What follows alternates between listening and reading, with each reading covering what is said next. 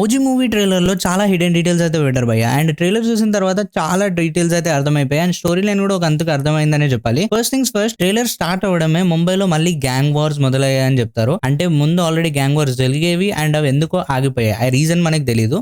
And మళ్ళీ ఇప్పుడు gang wars మొదలయ్యాయి. అండ్ ఈసారి ఫస్ట్ టార్గెట్ మన సత్యదాదా. అండ్ సత్యదాదా ఎవరు? మన ప్రకాష్ రాజ్ గారు. అండ్ ఆయన అజ్ఞాతవాసంలో దాచుకొని ఉండడం కూడా మనం చూడొచ్చు. ఆయన మీద అటాక్స్ జరగడం ఇదంతా. అండ్ ఇప్పుడు మన మెయిన్ టార్గెట్ ఎవరు? ఈ గ్యాంగ్ వార్స్ ఆడడానికి మెయిన్ రీజన్ ఎవరు అంటే మన ఓమి. అండ్ పోలీసులు కూడా ఆయన ఫోటో చూడడమే మనం ఇక్కడ చూడొచ్చు. అండ్ ఈ గ్యాంగ్ వార్స్ అవ్వడం వల్ల వాళ్ళ మెయిన్ ప్రైమరీ టార్గెట్ వచ్చేసి మన గీత అంటే శ్రీయారెడ్డి గారు. అండ్ ఆమె ఫ్యామిలీ మీద కూడా అటాక్ జరగడం ఇదంతా మనం చూస్తుంటాం.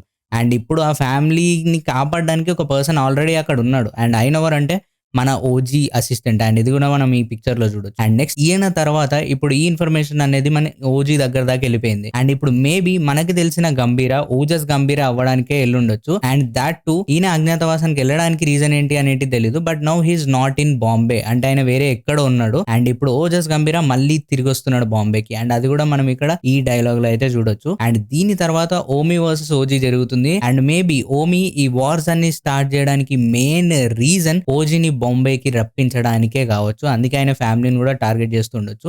అండ్ నాకు తెలిసినంత వరకు గీత గారికి అండ్ అలాగే పవన్ కళ్యాణ్ గారికి అంటే ఓజీకి there could be some family connection.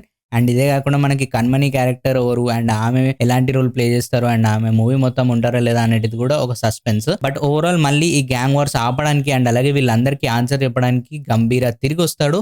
And then starts the final war. So ఇక్కడ వరకు ఇదంతా కూడా మనకి మూవీ గురించి ట్రైలర్ లోనే అర్థమైపోయింది. సో మీకేమనిపిస్తుంది? ఓజస్ గంభీర ఏదైతే స్టోరీ ఉందో ఇదొక కంప్లీట్ బేసిక్ రివెంజ్ స్టోరీ అయినా లేకపోతే దీనిలో సుజీత్ టచ్ ఏమైనా ఉంటుందా? మీ ఒపీనియన్ ఏంటో కామెంట్ సెక్షన్ లో తప్పకుండా చెప్పండి.